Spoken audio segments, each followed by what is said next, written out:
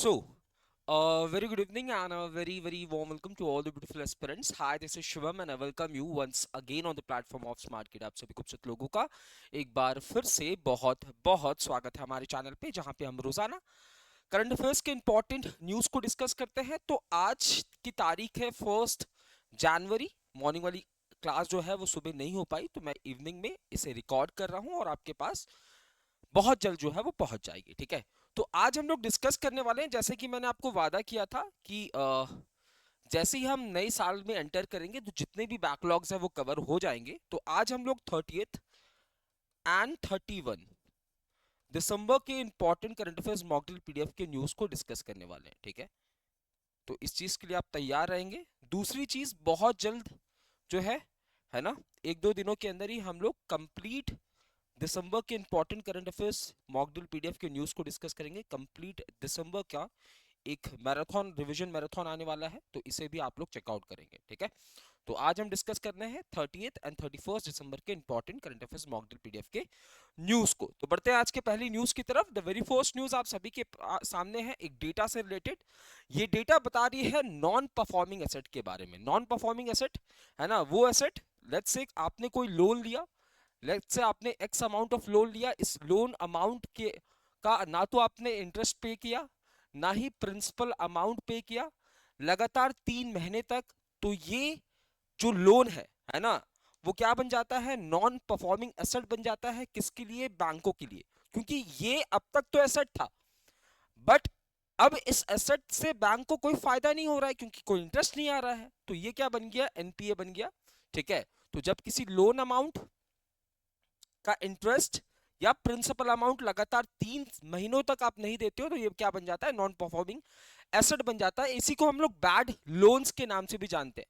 ठीक है, उसके बाद बैंक जो है वो क्या करती है, इन लोन्स को एनएआरसीएल या एसेट रिकंस्ट्रक्शन कंपनीज को दे देती है। एसेट रिकंस्ट्रक्शन कंपनीज है ना, एक पर्टिकुलर अमाउंट आपको पे करेगा, 15% कैश एंड बाकी का जो है वो गवर्नमेंट सिक्योरिटीज में। ठीक है, और उसके बाद वो अपने लीगल एक्शंस लेगा और वो आपसे लोन वसूल करेगा। ठीक है, तो यहाँ पे ग्रॉस एनपीए, ठीक है, ग्रॉस एनपीए यानी कि टोटल एनपीए। ठीक है, और नेट एनपीए अगर मैं बात करूं तो नेट एनपीए में हम लोग नेट एनपीए की बात करूं तो यहाँ पे हम लोग प्रोविजंस को माइनस करते हैं। ग्रॉस एनपीए से प्रोविजंस को जब आप माइनस करते हो, ग्रॉस एनपीए से जब प्रोविजंस को आप माइनस करते हो, है ना, तो क्या निकल के आता है, नेट एनपीए निकल के आता है। ठीक है, नेट एनपीए निकल के आता है। ठीक है, तो ग्रॉस एनपीए यानी कि विदाउट डिडक्टिंग प्रोविजंस। ठीक है, so as per the financial stability report for December 2024 released by the Reserve Bank of India, Reserve Bank of India की रिपोर्ट है, the aggregated gross non-performing asset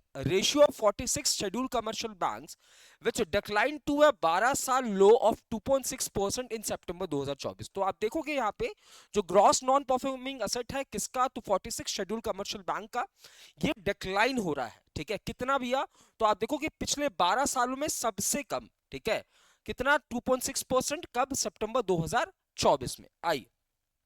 so aggregate gross non performing asset ratio of 46 schedule commercial bank decline to 2.6%। ये 2.6% से decline हो रहा है ना, but कहा जा रहा है सितंबर 2024 में, बट कहा जा रहा है मे राइज 3% इन मार्च 2026 अंडर बेसलाइन सिनेरियो। तो यहाँ पे देखिए मार्च 2026 तक ये 3% से इंक्रीज होगा, यानी कि एनपीए इंक्रीज होगा, gross NPA. Gross NPA ratio bank में further rise in March 2026 under adverse scenario 1 से 5%, एडवर्स सिनेरियो 2 से 5.3%। तो यहाँ पे आप देखोगे मार्च 2026 में ग्रॉस एनपीए रेशियो जो है बैंकों का ये बढ़ने वाला है। इन मार्च 2026 ग्रॉस एनपीए रेशियो में rise for public sector bank कितना, तो इतना, है ना, पब्लिक सेक्टर बैंक की जो ग्रॉस एनपीए है वो इतने से इंक्रीज होगी, जो कि सितंबर 2024 में 3.3% है। प्राइवेट सेक्टर बैंक की बात करूं तो इनका ग्रॉस एनपीए कम इंक्रीज होगा, कितना इंक्रीज होगा, 2.9%। बट आप देखोगे सितंबर के कंपैरिजन में भी ये ज्यादा है, तो ग्रॉस एनपीए इंक्रीज होना यानी कि नुकसान की बात। फॉरेन बैंक्स की जो ग्रॉस एनपीए है ये इंक्रीज होगी 1.4% से, और सितंबर 2024 में कितना है 0.9%। No bank would fall short of the minimum capital required of 9% under both scenarios, है ना। तो आप देखो कि कोई भी बैंक जो है वो मिनिमम कैपिटल रिक्वायरमेंट जो कि 9% है ना, ये इसमें शॉर्ट नहीं करेगी। तो यहाँ पे फाइनेंशियल स्टेबिलिटी रिपोर्ट किसकी है, रिजर्व बैंक ऑफ इंडिया की, जहां पे बताया जा रहा है कि 46 शेड्यूल कमर्शियल बैंक्स के जो ग्रॉस नॉन परफॉर्मिंग एसेट है ना, ये डिक्लाइन हो रहा है सितंबर 2024 में कितना 2.6%। मार्च 2026 में आप देखोगे 1 से 50% इंक्रीज होने वाला है।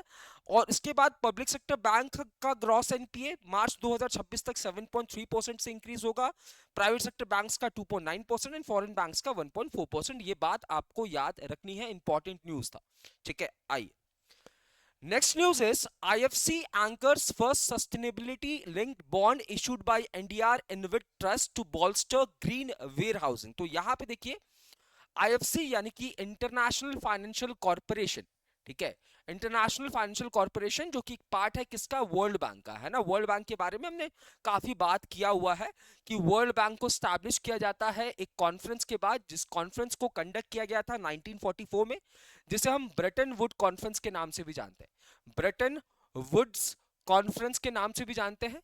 इसी कॉन्फ्रेंस के बाद आईएमएफ को भी स्टैब्लिश किया गया था, इसी कॉन्फ्रेंस के बाद आईएमएफ को भी स्टैब्लिश किया गया था।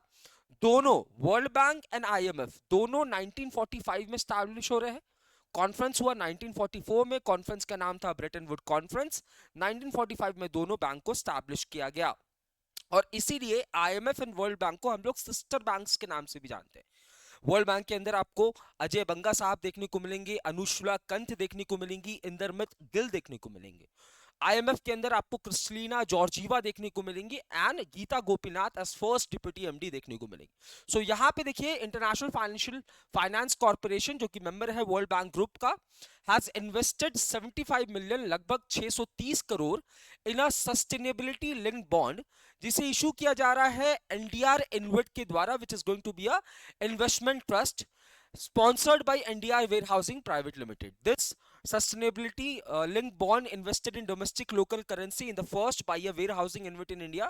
The funding aims to support the expansion of NDR InvIT warehousing operation, enhance infrastructure quality and promote sustainability practices. It will also facilitate excellence in design for greater efficiency certification and international green building certification system by IFC. तो यहाँ पे देखिए क्या हो रहा है, sustainability bond में invest किया जा रहा है। कौन इन्वेस्ट कर रहा है, इंटरनेशनल फाइनेंस कॉर्पोरेशन जो कि पार्ट है वर्ल्ड बैंक की, कितना 630 करोड़, ठीक है।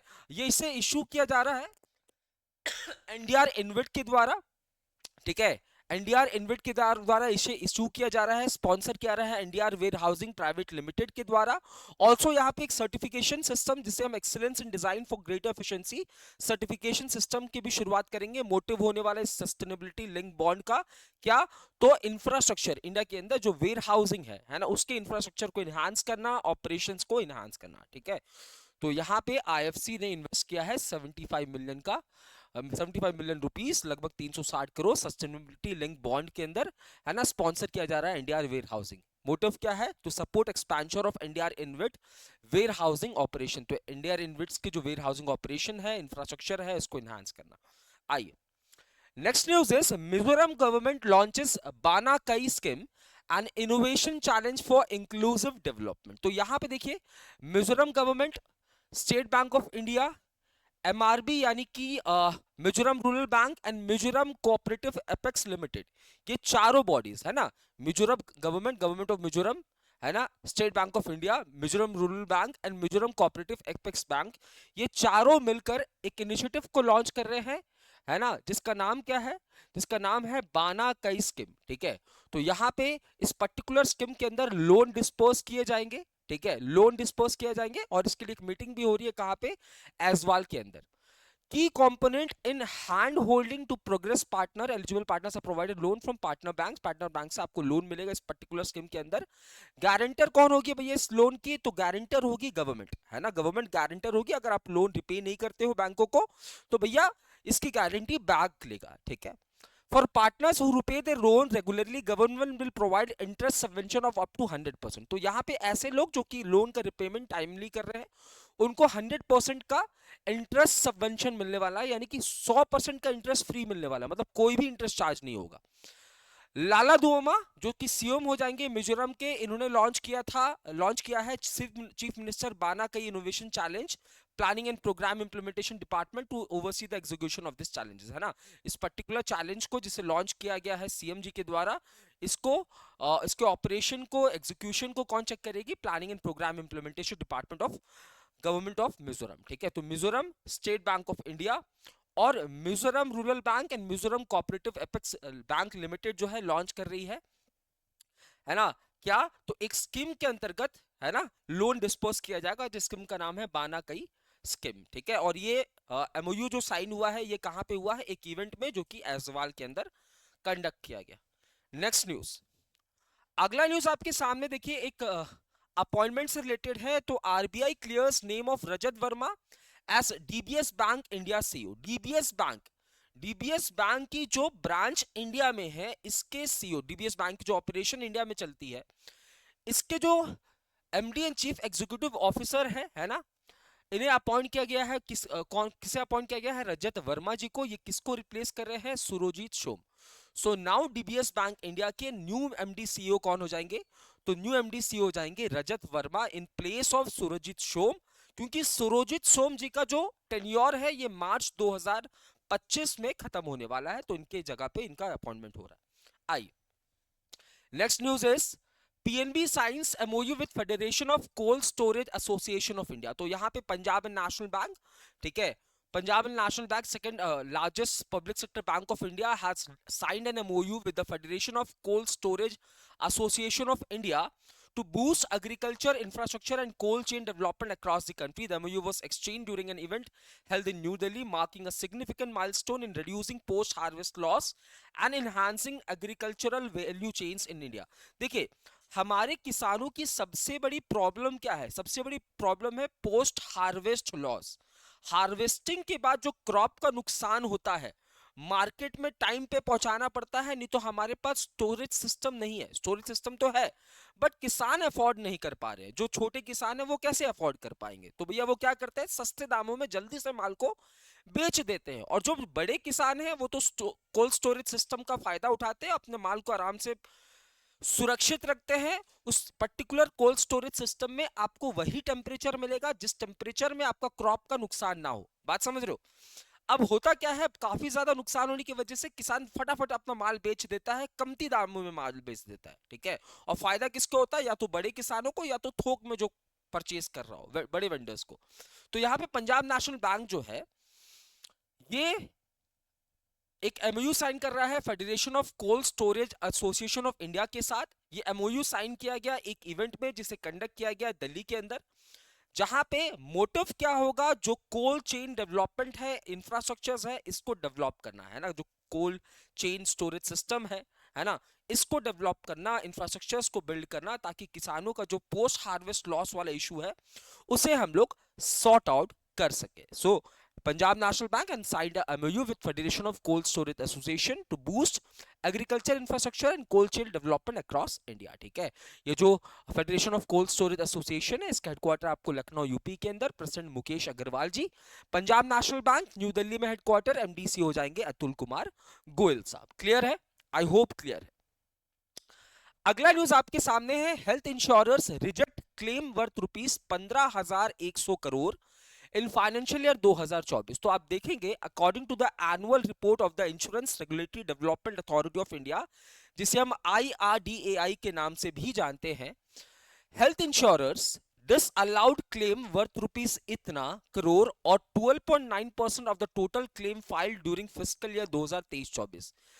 2023-24 या फाइनेंशियल ईयर 2024 में जितना भी क्लेम किया गया था उसका 12.9% या इसी की वैल्यू 15,100 करोड़ है ना, इसे डिसअलाउड कर दिया गया। यानी कि 15,100 करोड़ का जो क्लेम है इसे डिसअलाउ किया गया है, which is 12.9% of the total claim filed during the fiscal year 2023-24। आइए, so as per the annual report 2023-24 insurance regulatory development authority of India की, health insurance disallowed claims worth rupees इतना, जो कि 12.9% of the total claim of the total 1.17 lakh crore claim है ना।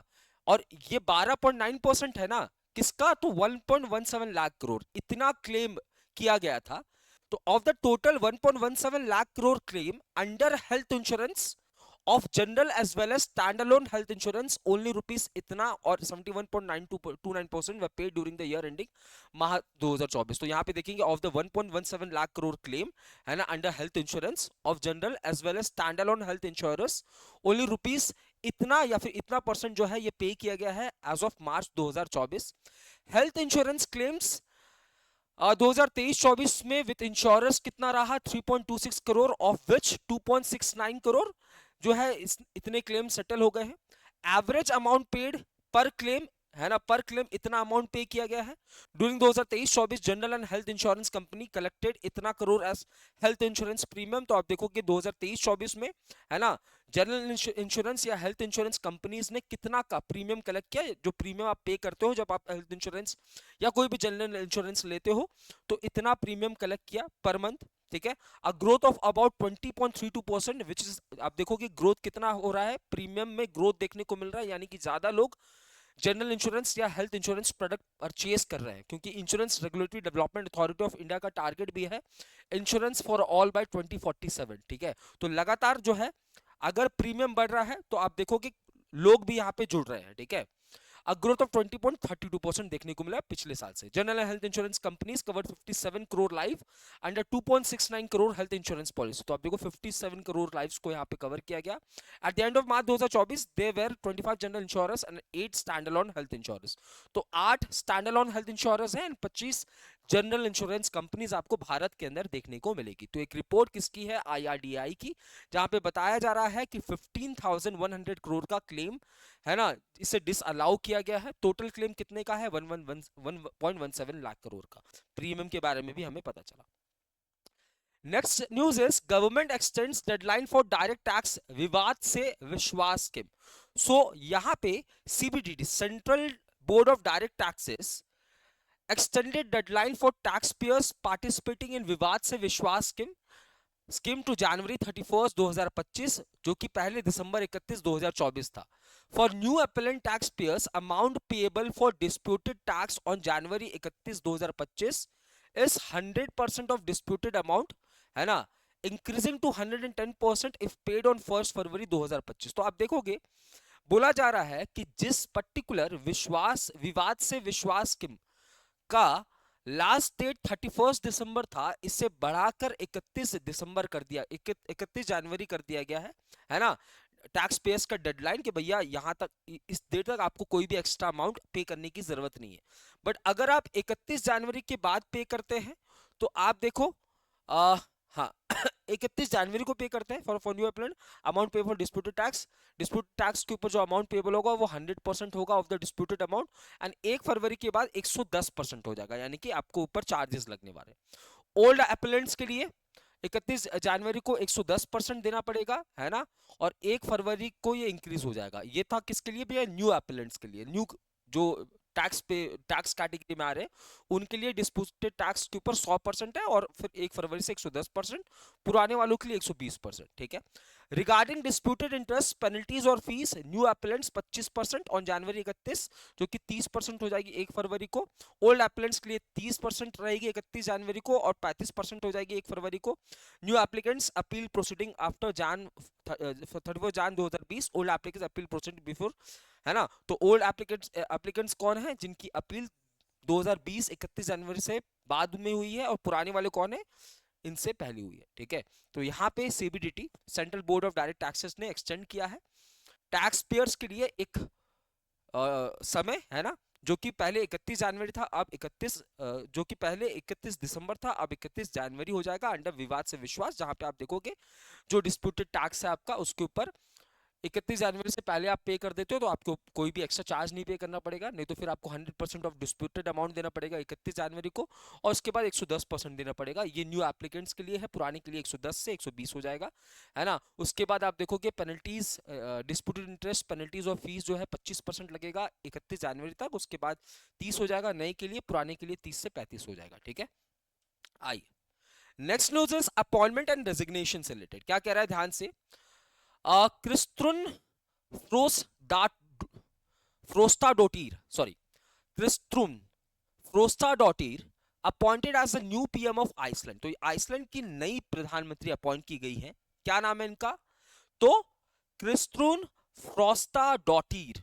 ठीक है, सो यहां पे एक अपॉइंटमेंट देखने को मिल रहा है। Kristrun Frostadottir has been appointed as the youngest PM of Iceland, है ना। ये किसको रिप्लेस कर रहे हैं? जर्नी बेनेट बेंडिक्सन बेंडिक्सन को रिप्लेस कर रहे हैं। ऑल्सो आप देखोगे थॉर गिरडूर कैटरीन गुनार्स डॉटिर, इनको फॉरेन अफेयर्स मिनिस्टर अपॉइंट किया गया है। It will be the first time in Iceland that leaders of all governing parties will be women and it will be have a female PM and a female president। तो ये पहली बार हुआ है कि यहाँ पे आप देखोगे फीमेल प्रेसिडेंट भी है एंड फीमेल पीएम भी है। ठीक है, तो क्रिस्टोन फ्रोस्टाडोटिर जो है ये यंगेस्ट पीएम अपॉइंट की गई है आइसलैंड की। आइए इंटरनेशनल अफेयर्स की न्यूज को डिस्कस करते हैं। Global alliance against hunger and poverty. तो यहाँ पे G20 की लीडर्स समिट चल रही थी।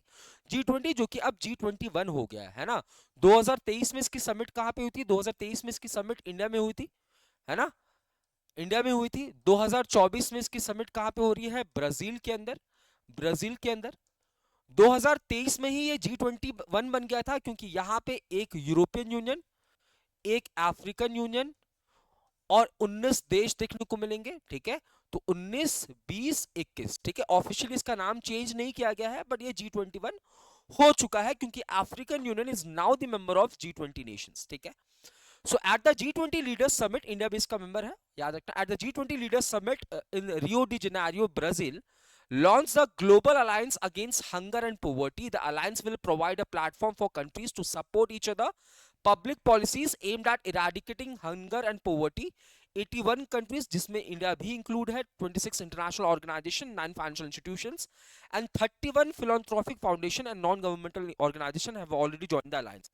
The alliance has identified an evidence-based policy basket which comprise more than 50 policy instruments that member countries can avail support for। देखो ध्यान से क्या हो रहा है, तो G20 की मीटिंग चल रही थी ब्राजील में जहां पे एक बहुत ही इंपॉर्टेंट डिसीजन लिया गया। क्या? तो एक हम अलायंस फॉर्म करेंगे। इस अलायंस के अंदर आप देखोगे 81 countries, 26 international organisation along with 9 financial institutions and 31 philanthropic foundations आपको देखने को मिलेंगे जो कि मिलकर काम करेंगे हंगर एंड पोवर्टी को एलिमिनेट करने के लिए। ठीक है, हंगर एंड पोवर्टी को एलिमिनेट किया जाएगा। साथ ही साथ हमारे पास 50 पॉलिसी इंस्ट्रूमेंट्स होंगी जिसका इस्तेमाल हम लोग करके हंगर को एलिमिनेट करेंगे। एक दूसरे का यहाँ पे बेसिकली मदद किया जाएगा इस पर्टिकुलर अलायंस के तहत। ठीक है, अच्छा मुझे कमेंट सेक्शन में आप लोग बताओगे हमारे पास 17 सस्टेनेबल डेवलपमेंट गोल्स है ना, 17 सस्टेनेबल डेवलपमेंट गोल्स हैं जिसे अचीव करना है 2030 तक। तो इसमें से out of this 17 sustainable development goal, poverty कौन से नंबर का सस्टेनेबल डेवलपमेंट गोल है? हंगर कौन सा नंबर का सस्टेनेबल डेवलपमेंट गोल है? साथ ही साथ मुझे बताना life below the water, life below the water ये कौन से नंबर का सस्टेनेबल डेवलपमेंट गोल होने वाला है। ठीक है, आइए next news, national state affairs, बहुत इंपॉर्टेंट न्यूज है, इसे आप मार्क कर लोगे। ठीक है, इंपॉर्टेंट न्यूज है। Next news national state affairs से रिलेटेड क्या कह रहा है, ध्यान से देखेंगे। Indore airport takes flight as India का पहला जीरो वेस्ट एयरपोर्ट। भारत का पहला जीरो वेस्ट एयरपोर्ट कौन सा बन गया है? तो इंदौर का देवी अहिल्याबाई होलकर एयरपोर्ट। तो भारत का पहला भारत का पहला जीरो वेस्ट एयरपोर्ट कौन सा बन गया है? तो देवी अहिल्याबाई होलकर एयरपोर्ट भारत का पहला जीरो वेस्ट एयरपोर्ट बन गया है। तो 3000 square feet material recovery facility जो है इसे स्टैब्लिश किया गया कहां पे? देवी अहिल्याबाई होलकर एयरपोर्ट जो कि इंदौर मध्य प्रदेश में है। और ये किया गया किंजारापू राम मोहन नायडू जी के द्वारा जो कि सिविल एविएशन मिनिस्टर है। और याद रखना ये यंगेस्ट यूनियन मिनिस्टर है ना, youngest.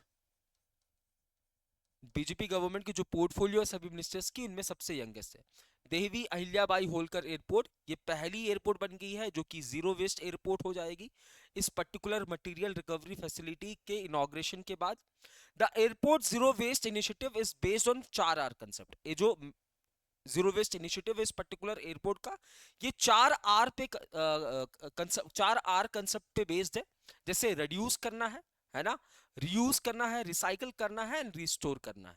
Zero waste airport project, a joint initiative between IndiGo reach, airport authority of India and आस फाउंडेशन। तो ये जो जीरो वेस्ट एयरपोर्ट प्रोजेक्ट है, ये एक जॉइंट इनिशिएटिव होने वाला है इंडिगो रीच का, एयरपोर्ट अथॉरिटी ऑफ इंडिया का और एक फाउंडेशन का। Waste segregation facility and a new air traffic control tower को भी इनॉग्रेट किया गया। तो एक वेस्ट सेग्रीगेशन फैसिलिटी और एयर ट्रैफिक कंट्रोल, है ना, जो कि फ्लाइट्स को जो है वो बताते रहती है कि भैया आप इतने ट्रैफिक यहाँ पे है, आप यहाँ पे एक ये प्लेन जा रहा है इस पर्टिकुलर रूट में, पूरा ट्रैफिक कंट्रोल करता है। कॉस्ट ऑफ टावर कितने का आया है? 55 करोड़। ठीक है, तो क्या हुआ, देखिए एक एयरपोर्ट है जिसे हम देवी अहिल्याबाई होलकर एयरपोर्ट के नाम से जानते हैं, इंदौर एमपी के अंदर है। यहाँ पे एक 3000 स्क्वायर फीट का मटेरियल रिकवरी फैसिलिटी को इनॉग्रेट किया गया, और जैसे ही इनॉग्रेट हुआ तो ये पर्टिकुलर एयरपोर्ट क्या बन गया? भारत का पहला जीरो वेस्ट एयरपोर्ट बन गया। ये इनिशिएटिव इन 3 बॉडीज का है, आज foundation, airport authority of India and IndiGo reach. आइए, cabinet approves railway project worth ₹7927 crore. तो यहाँ पे देखिए अश्विनी वैष्णव जी, है ना, यूनियन मिनिस्ट्री संभालते हैं railways. So cabinet committee on economic affairs approve 3 project of ministry of railway. इन तीनों प्रोजेक्ट का कॉस्ट कितना है? 7927 करोड़। ठीक है, इन प्रोजेक्ट्स में क्या क्या शामिल है देखो तो भैया, जलगांव और मनमड़ के बीच में फोर्थ लाइन डेवलप करेंगे, 160 किलोमीटर का ये लाइन होगा। उसके बाद भूसावल एंड खांडवा के बीच में तीसरी और चौथी लाइन का डेवलपमेंट होगा, 131 किलोमीटर का ये लाइन होगा। एंड प्रयागराज एंड मानिकपुर के बीच में थर्ड लाइन, जो कि 84 किलोमीटर का हो। ये 3 लाइंस डेवलप करने वाले हैं, एक्सटेंड करने वाले हैं, जिसके लिए इतना करोड़ का इन्वेस्टमेंट किया जाएगा। याद रखना, ये जो तीनों लाइंस हैं जहां पे 160 किलोमीटर, 131 किलोमीटर और 84 किलोमीटर कवर कर रहे हैं हम लोग, ये 7 डिस्ट्रिक्ट्स में फैले हुए हैं एंड 3 स्टेट्स को कवर करेंगे, Madhya Pradesh, MP and UP. ठीक है, sorry, Maharashtra, MP and UP. They will increase existing network of Indian railway by 639 kilometre. तो आप देखो कि इंडियन रेलवे की जो ट्रैक लाइन है इसको एक्सटेंड कर दिया जाएगा 639 kilometre. They will enhance connectivity to aspirational district, one is Khandwa and Chitrakoot. तो 2 aspirational districts, Khandwa and Chitrakoot को भी ये कवर करने वाली है। तो यहाँ पे cabinet committee of economic affairs की मीटिंग होती है, जहां पे रेलवे के 3 प्रोजेक्ट्स को यहाँ पे सैंक्शन किया जाता है। टोटल कॉस्ट है 7927 करोड़, जहां पे आप लाइंस का एक्सटेंशन आपको देखने को मिल रहा है। आइए, अगली न्यूज आपसे कहा जा रहा है, बिहार कैबिनेट ने अप्रूव किया है 225 करोड़ फॉर महिला संवाद प्रोग्राम। तो एक प्रोग्राम की बात हो रही है जिसका नाम है महिला संवाद प्रोग्राम, है ना, जिसके लिए 225 करोड़ का अप्रूवल यहाँ पे बिहार गवर्नमेंट कर रही है। Under which ministers and top official would visit districts to inform women about ongoing policies of state government for their empowerment. तो यहाँ पे देखिए मंत्रियां खुद जाएंगे। देखो क्या होता है, बहुत सारी स्कीम्स होती हैं, आप तो भैया तैयारी कर रहे हो, तो तैयारी कर रहे हो, एक second,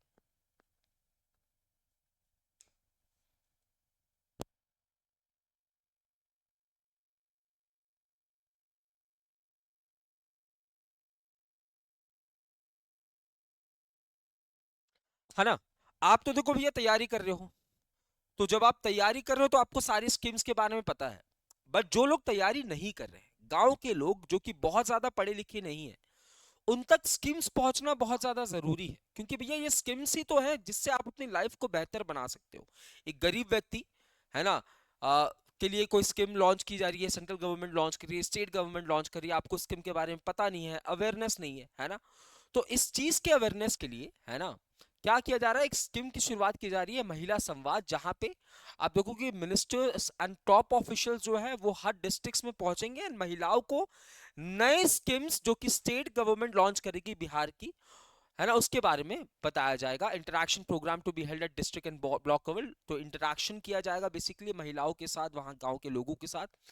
x gratia amount enhance for kin of army and CAP person from Bihar to 21 lakh, जो कि पहले 11 लाख था, है ना। तो यहाँ पे देखिए सीएपीएफ पर्सनल जो भी बिहार के होते हैं, ठीक है, उनको पहले 11 लाख दिया जाता था, है ना, अब 21 लाख दिया जाएगा। आइए, despite weather fluctuation commerce minister project higher coffee output for 2025 24-25।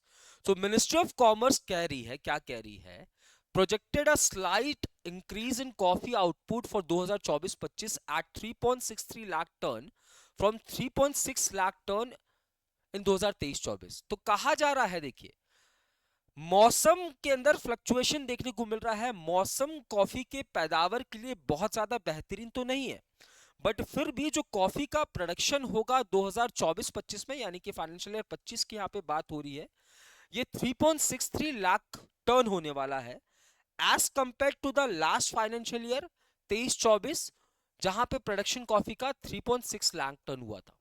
Coffee board of India has target to double country's coffee production and coffee export by 2034। हमारी जो कॉफी बोर्ड ऑफ इंडिया है ये क्या कह रही है? ये कह रही है हम लोग को कॉफी का प्रोडक्शन को डबल करना है, साथ ही साथ कॉफी के एक्सपोर्ट को, यानी कि हम कॉफी बेचना चाहते हैं, कॉफी को एक्सपोर्ट को भी डबल करना है 2034 तक।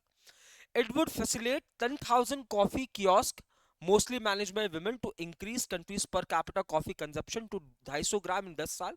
तो आप देखोगे फिलहाल जो पर कैपिटा कॉफी कंजप्शन है हमारे देश का, वो 107 ग्राम है, यानी कि एक व्यक्ति 107 ग्राम कॉफी कंज्यूम कर रहा है, ठीक है। आने वाले 10 सालों में, है ना, per capita consumption of coffee को यहाँ पे इनहांस करने की बात की जा रही है। ऑल्सो आप देखोगे 10,000 कॉफी कियोस्क, जिसको यहाँ पे महिला मैनेज कर रही है, ठीक है। Coffee board of India to nearly triple coffee production to 9 lakh tonne by 2047 from 3.7 lakh tonne in 2024-25। तो बोला जा रहा है कि 2024-25 में जो प्रोजेक्टेड है ना, 3.63 लाख टन, इसको यहाँ पे एग्जैक्ट अमाउंट नहीं लिखा हुआ है, अप्रॉक्स वैल्यू दिया हुआ है, तो इतने से हम 2047 तक कितना पहुंचना चाहते हैं? 9 लाख टन पहुंचना चाहते हैं, ठीक है। तो ये भी एक टारगेट है। I next news, Gujarat CM launches Swar platform to overcome language barriers. तो भैया एक प्लेटफॉर्म लॉन्च किया जा रहा है। कौन लॉन्च कर रहा है? तो गुजरात गवर्नमेंट लॉन्च कर रही है। मोटिव क्या है बच्चा?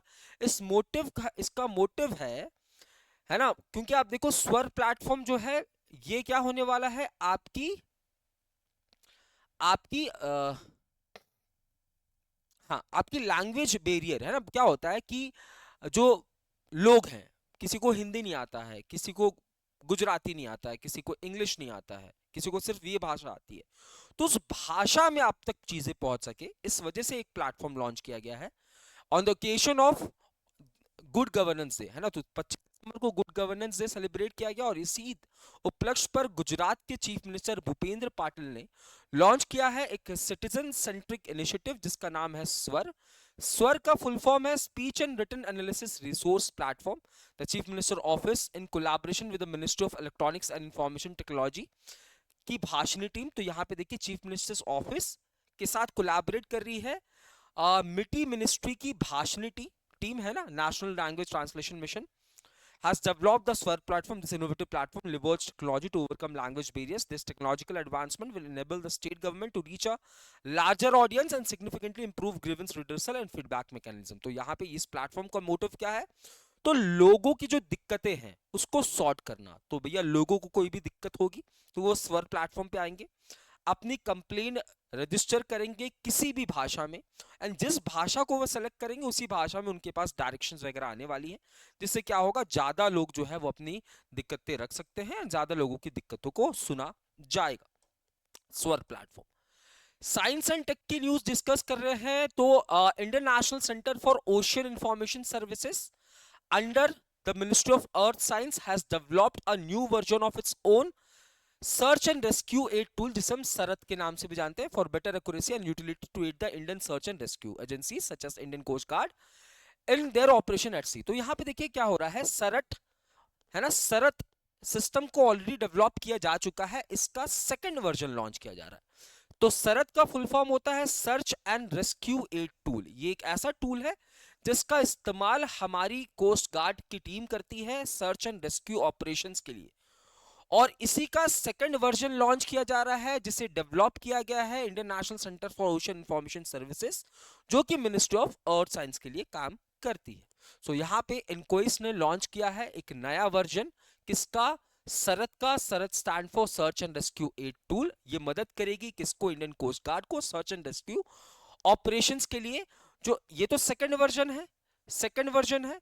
तो पहला वर्जन कब लॉन्च होता है? तो पहला वर्जन लॉन्च हो रहा है 2016 में। क्लियर है? आई Indian Institute of Sciences, Bangalore researchers develop new language system to unlock potential of nanoporous materials. तो यहाँ पे देखिए क्या हो रहा है, यहाँ पे जो हमारी Indian institute of sciences Bengaluru है, ठीक है, इंडियन इंस्टीट्यूट ऑफ साइंसेस, एक second,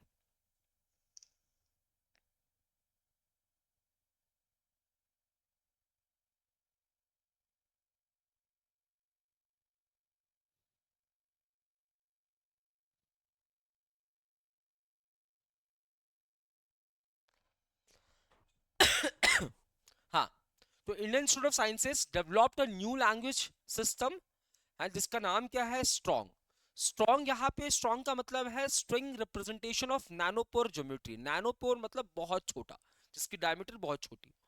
it translates complex nanopore structure into simple character sequences same as DNA represented by genetic code. तो यहाँ पे देखिए भैया क्या करेगा, ये जो सिंपल कैरेक्टर है ना, सॉरी, जो नैनोपोर्स है, नैनोपोर स्ट्रक्चर्स है, इनको सिंपल कैरेक्टर्स में बदल देगा, जिससे कि आप स्टडी करने में आपको आसानी होगी। It assigns specific letter to different atomic configuration. F for fully bonded atom with 3 bonds.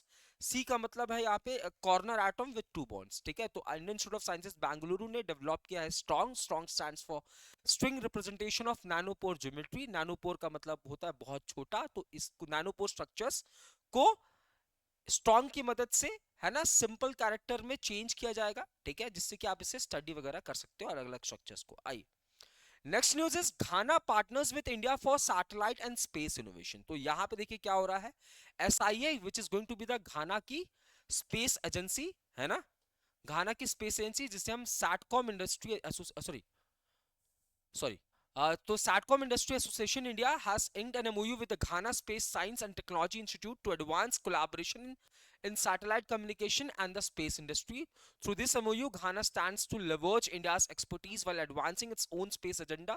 India has consistently engaged in Africa with African Space and Tech Initiative, as evidenced by programs like the Pan Africa E-Network Project, the Indian Technical and Economic Cooperation Program, and the India Africa Partnership Fund. तो यहाँ पे देखिए India लगातार African countries के साथ collaborate कर रही है अलग अलग प्रोजेक्ट्स में, ठीक है, और अब इंडिया की सैटकॉम इंडस्ट्री एसोसिएशन इंडिया जो है ये कोलैबोरेट कर रही है घाना की स्पेस एजेंसी के साथ। किस लिए, तो सैटेलाइट एंड कम्युनिकेशन सैटेलाइट के लिए, है ना, satellite communications and space industry के लिए, यानी कि मिलकर सैटेलाइट्स लॉन्च कर, मिलकर सैटेलाइट्स डेवलप करेंगे, या इंडिया इनके लिए सैटेलाइट्स लॉन्च कर देगा, है ना। तो घाना चाहता है अपनी स्पेस सेक्टर को एनहांस करना, ठीक है। Next news, PeerSite, an Indian space tech startup, has launched its first satellite जिसका नाम है वरुणा। तो एक प्राइवेट स्पेस टेक है, एक स्पेस स्टार्टअप है जिसका नाम है PeerSite। इसने अपना पहला सैटेलाइट लॉन्च किया है जिसका नाम है वरुणा। और ये सैटेलाइट किसके लिए है, मरीटाइम सर्विलेंस के लिए है, as part of POEM platform on PSLV C60 mission. इसे फैसिलिटेट किया गया है Indian national space promotion authorisation centre के द्वारा। पोएम का मतलब है PSLV orbital experimental module. It is going to be the first synthetic aperture radar satellite, जिसे डेमोन्स्ट्रेट कर रहा है India, to be develop in 9 months में डेवलप होगा। मोटिव होगा to establish a satellite constellation combining SAR and AIS capabilities to provide complete ocean coverage. PeerSite to launch 32 satellite for a dedicated maritime constellation 2028। तो 2028 तक आप देखो 32 satellites को यहाँ पे लॉन्च किया जाएगा। PeerSite won Index X Maritime ISR challenge from both Indian and US Coast Guard। तो आप देखोगे एक चैलेंज था, है ना, US and Indian coast guards के द्वारा जो चैलेंज कंडक्ट कराया गया था, Indus X maritime ISR challenge, इसको जीत कौन रहा है, PeerSite, which is going to be a private space company जो कि लॉन्च करी अपनी पहली सैटेलाइट जिसका नाम है वरुणा। और ये सैटेलाइट मदद करेगी मरीटाइम सर्विलेंस के लिए, ठीक है, और इसे लॉन्च किया जा रहा है as part of POEM. POEM stands for PSLV orbital experimental module. अच्छा, आज का दूसरा होमवर्क क्वेश्चन आपको मुझे बताना है कि इंडिया का second homework question is, India का एक मिशन है, ठीक है, जिसका नाम क्या है, समुद्रयान। जिसका नाम क्या है, समुद्रयान, ठीक है, समुद्रयान। ये मिशन क्या करेगा, समुद्र है तो पानी की गहराइयों में जाएगा, मिनरल्स के बारे में, स्पीसीज के बारे में जानकारी इकट्ठा करेगा। आपको मुझे कमेंट सेक्शन में बताना है कि इसके लिए एक व्हीकल बनाया गया है, इसके लिए एक व्हीकल बनाया गया है, उस व्हीकल का नाम क्या है, प्लीज कमेंट सेक्शन में कंफर्म करेंगे। I ISRO launches SpaDeX mission for space docking, ठीक है। तो स्पेस डॉकिंग के लिए इसरो ने इंडियन स्पेस रिसर्च ऑर्गेनाइजेशन 1969, ठीक है, डीआरडीओ के 11 साल बाद इसे स्टैब्लिश किया गया था, ठीक है। उसके बाद एस सोमनाथ इसके क्या हो जाएंगे, एस सोमनाथ आपको इसके हेड के रूप में देखने को मिलेंगे, बेंगलुरु में इसका हेडक्वार्टर है। तो स्पेस डॉकिंग के लिए यहाँ पे इसरो ने लॉन्च किया है क्या, स्पेस डॉकिंग एक्सपेरिमेंट मिशन। इसे लॉन्च किया गया सतीश धवन स्पेस सेंटर से, जो कि श्रीहरिकोटा में। इससे लॉन्च किया गया है कौन से रॉकेट से, तो पीएसएलवी C60 रॉकेट से, है ना। 470 इंटू 475 सर्कुलर ऑर्बिट, ठीक है। दो स्मॉल सैटेलाइट्स को एक कैरी कर रहा है, SDX-01 जिसे हम चेजर या SDX-02 जिसे हम टारगेट के नाम से जान रहे हैं। दोनों की वेट 220 केजी होने वाली है। 24 PS4 orbital experimental module payloads POEM 4 के अंतर्गत इसे लॉन्च किया गया।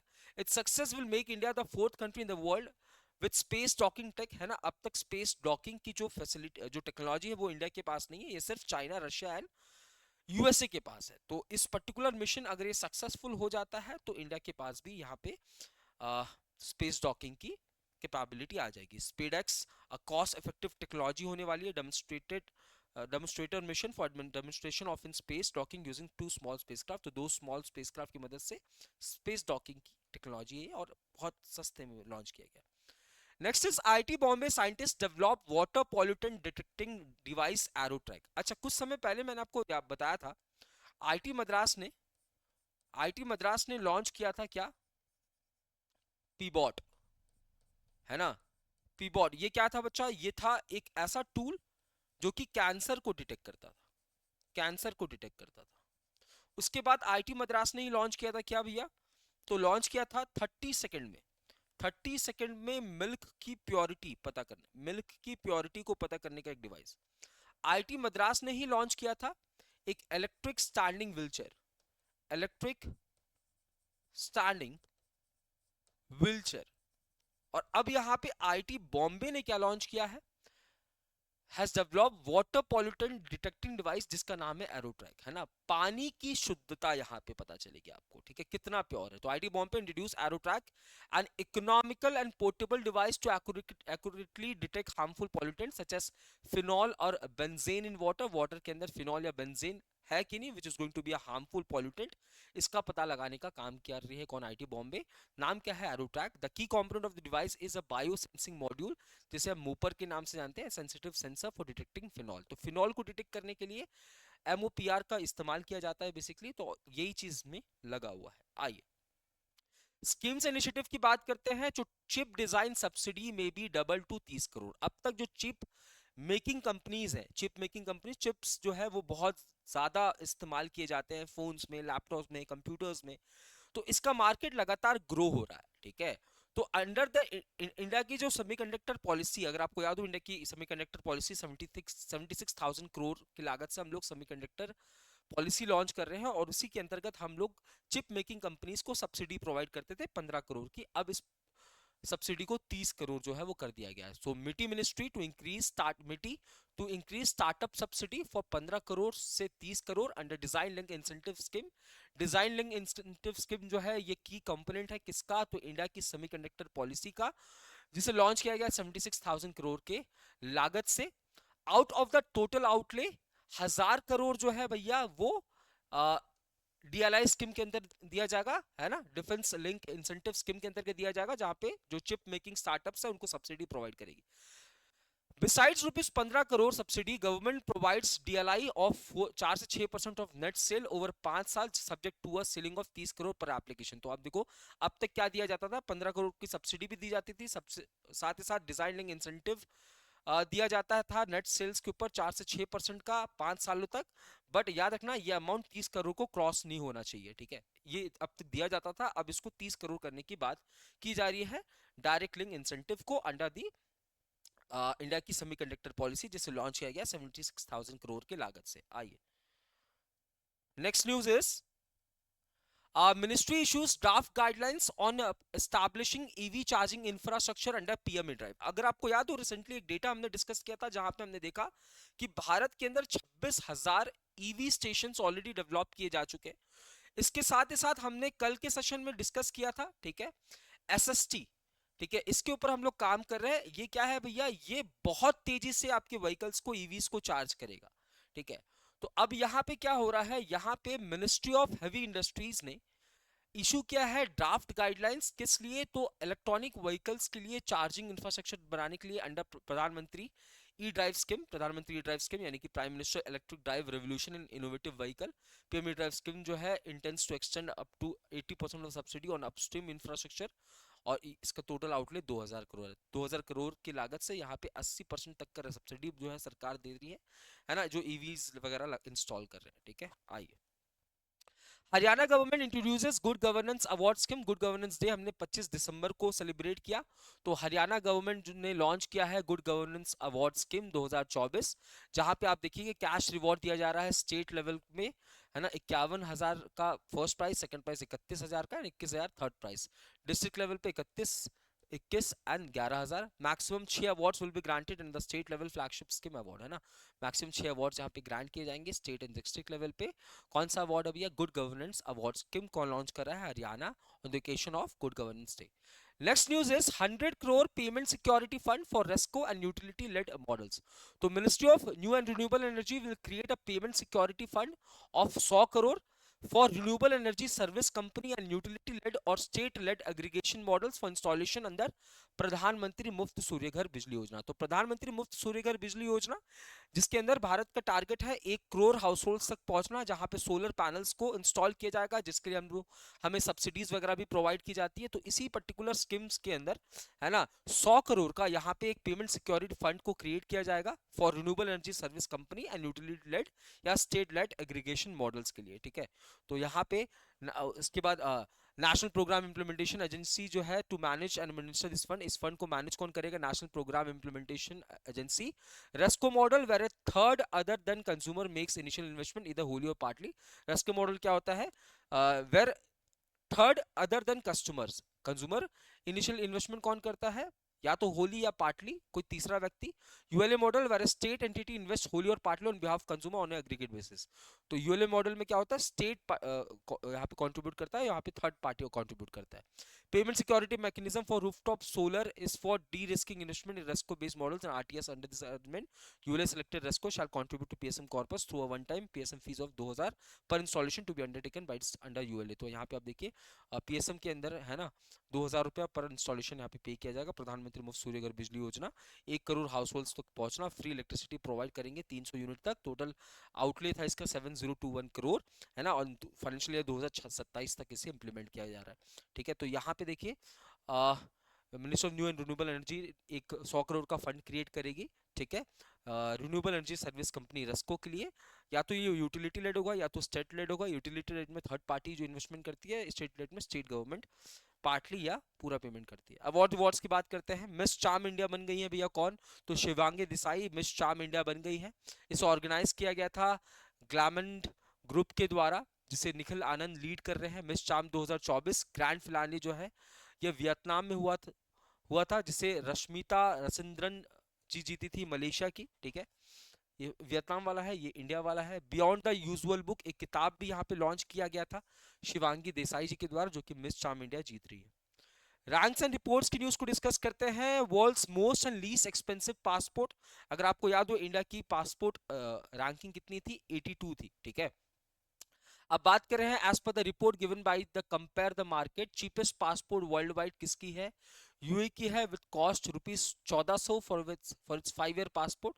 तो अब देखो दुनिया की सबसे चीपेस्ट पासपोर्ट किसकी है, यूए की है ना। 5 साल के लिए 1400 रुपए का ही फीस लगता है। इंडिया में 1524 रुपए का, हंगरी में लगभग $31, साउथ अफ्रीका में $48, है ना, केनिया में $49। तो इन चीपेस्ट पासपोर्ट के मामले में इंडिया सेकंड पोजीशन पे है, टॉप में यूएई है। एक्सपेंसिव पासपोर्ट्स की बात करूं तो आप देखो कि 10 सालों के लिए मैक्सिको का पासपोर्ट अगर आप लोगे तो उसकी कॉस्ट इतनी होती है। सेकंड पे ऑस्ट्रेलिया, थर्ड पे यूएस, फोर्थ पे मैक्सिको एंड 9 पे मैक्सिको होने वाली है, ठीक है। Best value in terms of cost per year, तो इंडियन पासपोर्ट है कॉस्ट पर ईयर के मामले इंडियन पासपोर्ट, क्योंकि आप देखोगे यूई जो है ये 1400 रुपए चार्ज कर रहा है 5 सालों के लिए, इंडिया 1524 चार्ज कर रहा है 10 सालों के लिए, ठीक है। तो ये है, तो best value in terms cost per year के मामले में इंडिया का सबसे चीपेस्ट पासपोर्ट होने वाला है पासपोर्ट इंडेक्स के अकॉर्डिंग इंडिया की जो पासपोर्ट रैंकिंग है वो 82 है ना। अगर आपके पास इंडियन पासपोर्ट है तो आप 58 कंट्रीज में वीजा फ्री ट्रैवल कर सकते हैं। कोई पासपोर्ट कितना मजबूत है ये इस बात से पता चलता है कि आप उस पासपोर्ट की मदद से कितने कंट्रीज में वीजा फ्री ट्रैवल कर सकते हैं। अगली news is government cancels release of good governance index. तो भैया गुड गवर्नेंस इंडेक्स जो है, ठीक है, गुड गवर्नेंस डे 25 दिसंबर को सेलिब्रेट किया जाता है। तो कहा जा रहा है गवर्नमेंट जो है वो गुड गवर्नेंस इंडेक्स को इस साल रिलीज नहीं करेगी। 2023 वाला रिलीज होना था, रिलीज नहीं करेगी, 2025 में रिलीज करेगी गुड गवर्नेंस इंडेक्स, जिसे लॉन्च किया गया दिसंबर 2019 में to mark the birth anniversary of प्रधानमंत्री अटल बिहारी वाजपेयी। ऑल्सो ये रिलीज किया जाता है गुड गवर्नेंस डे के उपलक्ष्य पे, जो कि 25 दिसंबर को सेलिब्रेट किया जाता है ना। ये जो इंडेक्स है हर 2 साल में होता है, याद रखना, हर 2 साल में 25 दिसंबर को on the occasion of good governance day good governance index को रिलीज किया जाता है। पहली बार दिसंबर 2019 में, हर 2 साल में। प्रीवियस एडिशन 2019 में आया था, फिर 2021 में आया था, ठीक है। Top spot for big states 2019 में कौन सा था? तमिलनाडु था, ठीक है। एंड 2021 में गुजरात। टॉप स्टेट्स, बड़े स्टेट्स की बात करूं तो इसमें टॉप परफॉर्मिंग स्टेट्स कौन थे 2019 वाले गुड गवर्नेंस इंडेक्स में? तमिलनाडु। 2021 वाले में गुजरात। अब 2023 में आनी थी, नहीं आ रही है, तो 2025 में आएगी, ठीक है। आइए, Andhra Pradesh CM Chandrababu Naidu richest chief minister. अगर आपको याद हो रिसेंटली एक डेटा हमने डिस्कस किया था, है ना, कुछ समय पहले, जहां पे हमने देखा था कि सबसे गरीब सीएम कौन है? ममता बनर्जी। सबसे अमीर सीएम कौन थे?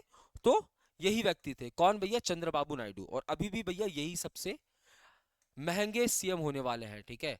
तो रिचेस्ट सीएम्स जिनकी एसेट सबसे ज्यादा है, तो इस मामले में चंद्रबाबू नायडू टॉप पे है।